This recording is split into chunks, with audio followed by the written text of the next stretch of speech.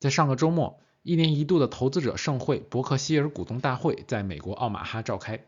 伯克希尔以其价值投资的掌舵人巴菲特和芒格而闻名。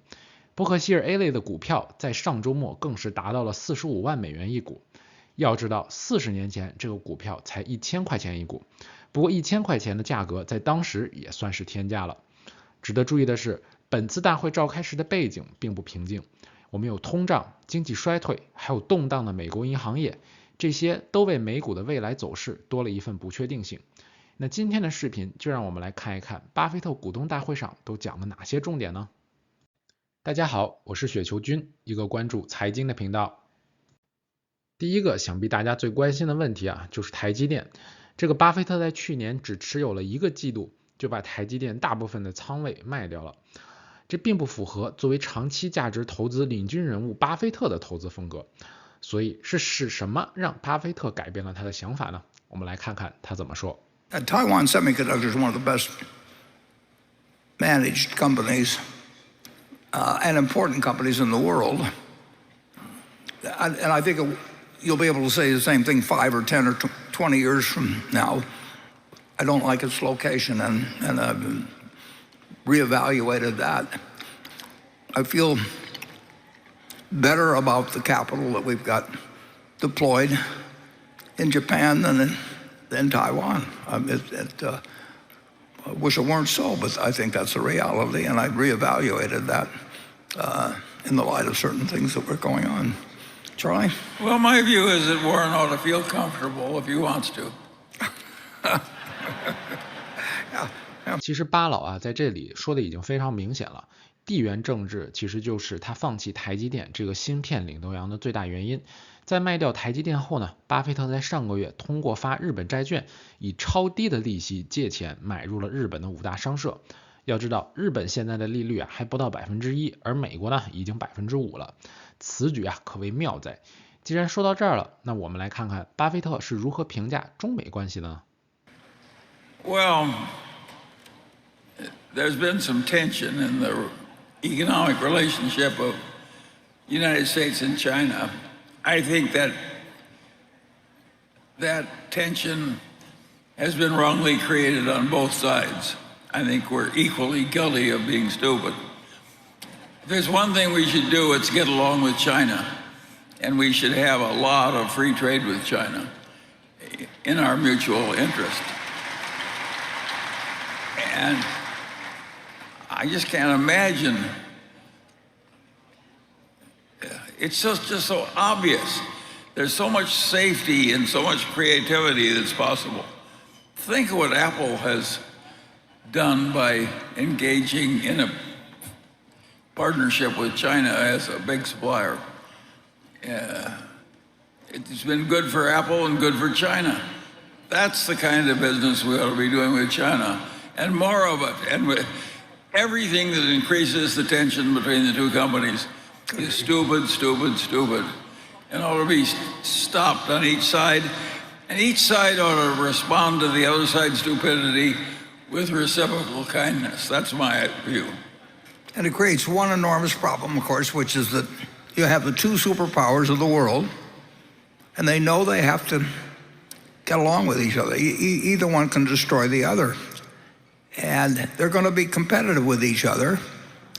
But part of it is trying, always in a game like that, is trying to judge how far you can push the other guy without them reacting wrong. And, if either side is a bully in some ways, they can get away with it to an extent, because the alternative would drive them both into destruction.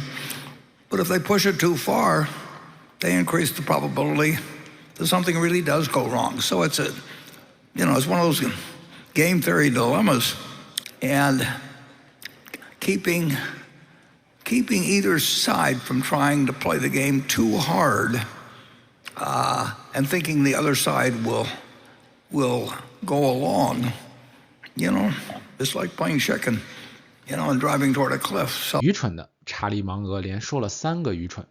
他认为中美应该开放交易，降低关税，并且作为两个超级大国，他理解亦敌亦友的关系，但是认为不应该是现在这样的关系。很明显，两位老人家对于美国现在的政策其实也不是非常的满意，因为他们失去了很多投资中国的机会。对于庞大的美联储资产负债表和量化宽松，两位老人都表达了他的不满。We paid a price in World War II. I mean, everybody, school kids and everybody else, myself included. I mean, we bought what were originally called war bonds and defense bonds and savings bonds and all that. But from 1942 to 1944 or 5, you paid out 1875 and you got $25 back, and every kid saved savings stamps and all that. But when you got all through, you had 120% of GDP in the national debt instead of 30 or 40%. And we had a lot of inflation subsequently, a lot.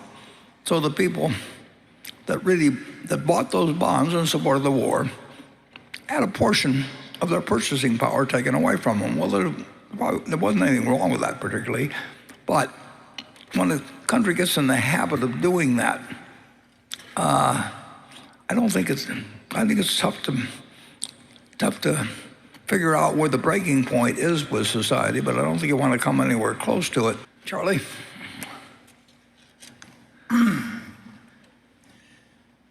Well, I don't know where we're headed with all of this. It's been very extreme.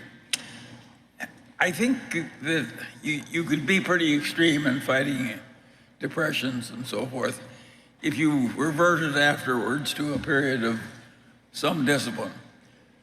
But if you're just I missed that. some discipline, but if you're going to just keep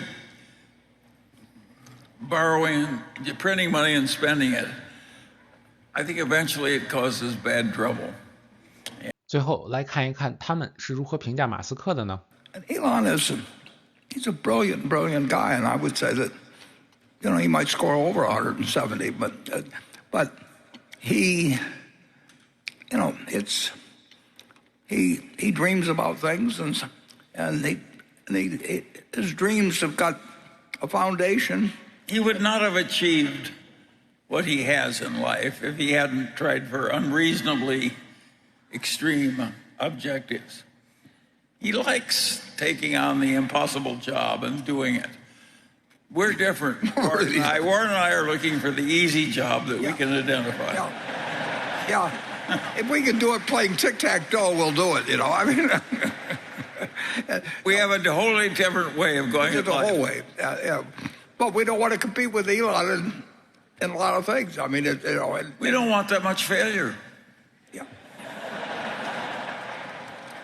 今天的视频就在这里，喜欢的朋友请点赞、关注、打开小铃铛哦。我们下次再见。